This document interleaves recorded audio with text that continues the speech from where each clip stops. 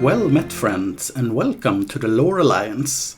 I am Pierre, aka Ngugi, at your service for knowledge about J.R.R. Tolkien's Legendarium. This is an account on how an expedition of dwarves led by Balin resettled Moria. Their hope was to restore their ancestral home, but it ended in ruin. Here lies Balin, son of Fundin, Lord of Moria. Khazad-dûm was, since the early First Age, the greatest dwarf mansion in the world. Later dwarves sang of its many-pillared halls of stone, with golden roof and silver floor, and runes of power upon the door. Its wealth came mostly from the incredibly valuable metal known as mithril, that was harder than steel. In year 1980 of the Third Age, the dwarves delved too greedily and too deep for mithril, and awoke a Balrog. The unknown terror slew King Durin IV, and was hence known to the dwarves as Durin's Bane. The year after, in 1981, King Nine I was slain too by Durin's Bane, and the people fled or died. Khazad-dûm was thereafter commonly called Moria, the Black Chasm.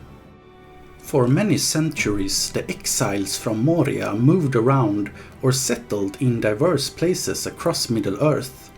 The settlement at Erebor, the Lonely Mountain, was founded in 1999, and the kings settled there permanently in 2590. But Erebor was lost to Smaug the dragon in 2770. In year 2941 occurred the quest for Erebor. King Thorin Oakenshield, who lived in exile, was advised by Gandalf to bring Bilbo Baggins, a hobbit, on the mission to recapture the Lonely Mountain. In Thorin's company were 12 other dwarves. Of further significance for this account are Gloin, Oin, and Balin, as well as Ori. Smaug was slain and the quest was successful in that year, 2941, though it came at the cost of many lives, Thorin's included. Thorin's cousin Dain Ironfoot then became king of the Longbeards.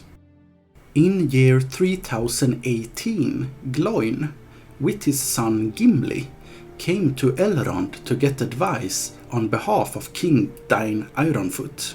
Gloin told the council in Rivendell what had occurred in the last decades.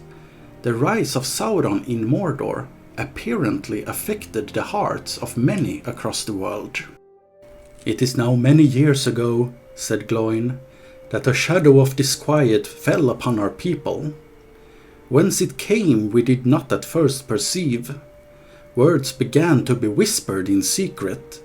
It was said that we were hemmed in a narrow place, and that greater wealth and splendor would be found in a wider world. Some spoke of Moria, the mighty works of our fathers that are called in our own tongue Khazad-dûm, and they declared that now at last we had the power and numbers to return. But now we spoke of it again with longing, and yet with dread, for no dwarf has dared to pass the doors of Khazad-dûm for many lives of kings, save Thror only, and he perished." At last, however, Balin listened to the whispers and resolved to go. Perhaps not surprising, as Balin had seen Erebor restored, and reasonably held hope that the marvel could be repeated. King Dain did not give leave willingly, but let them have their will at end. Balin took with him Ori and Oin and many other of their folk, and they went away south. We do not know whether this expedition counted in hundreds or thousands, however. Gloin finished telling the council what was known. "That was nigh on 30 years ago. For a while we had news, and it seemed good. Messengers reported that Moria had been entered, and a great work begun there. Then there was silence, and no words has ever come from Moria since. This means that, in difference to in the film, when the Fellowship went south from Rivendell in January of 3019, Gimli did not presume that his father's cousin Balin would be in Moria to welcome the Fellowship. He did not advocate that they should take that route, but he was positive to the suggestion that came from Gandalf the Grey. Gandalf wanted the company to go through Moria, and it was he who had hope that they might yet be welcomed by dwarves there. The wizard said to his friends, "There is even a chance that dwarves are there, and that in some deep hall of his father's, Balin son of Fundin may be found." This hope proved false, but first once the Fellowship came to the chamber of Masarbul, where they found the record of the expedition, the full story was revealed to them. The expedition of Balin had come from the east in 2989 and defeated such orcs who held the Vale and Gate. At this stage, a dwarf named Floi was slain by an arrow while he killed a great foe. Gandalf read from the fragmented pages in the Book of Masarbul. "We have taken the 21st Hall of North End to dwell in. Balin has set up his seat in the chamber of Masarbul."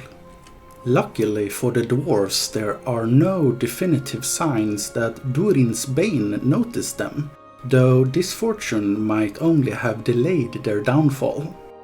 Whatever the case, the settlers found gold and heirlooms, and they made Balin the Lord of Moria.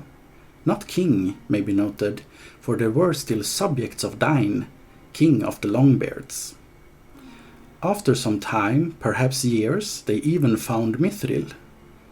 Oin searched for the upper armories of Third Deep, and the dwarves went westward to locate the Holling Gate, where the Fellowship decades later would enter into Moria. In the 5th year of the recolonization, 2994, the records are suddenly given in Elvish script. "That would be Ori's hand," said Gimli, looking over the wizard's arm. He could write well and speedily, and often used the Elvish characters. Gandalf read in the Book of Masarbul, "Sorrow. The 10th of November, Balin, Lord of Moria, fell in Dimdril Dale. He went alone to look in Mirrormere. An orc shot him from behind a stone.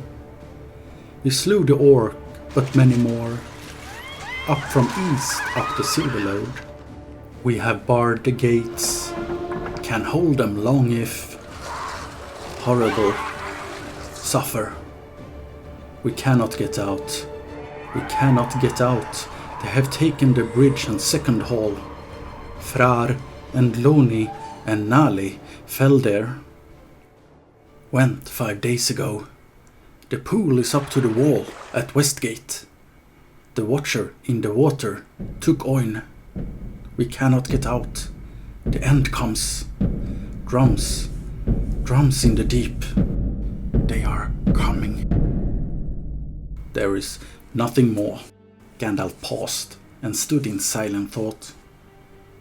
A sudden dread and horror of the chamber fell on the company. "We cannot get out," muttered Gimli. "It was well for us that the pool had sunk a little, and that the watcher was sleeping down at the southern end."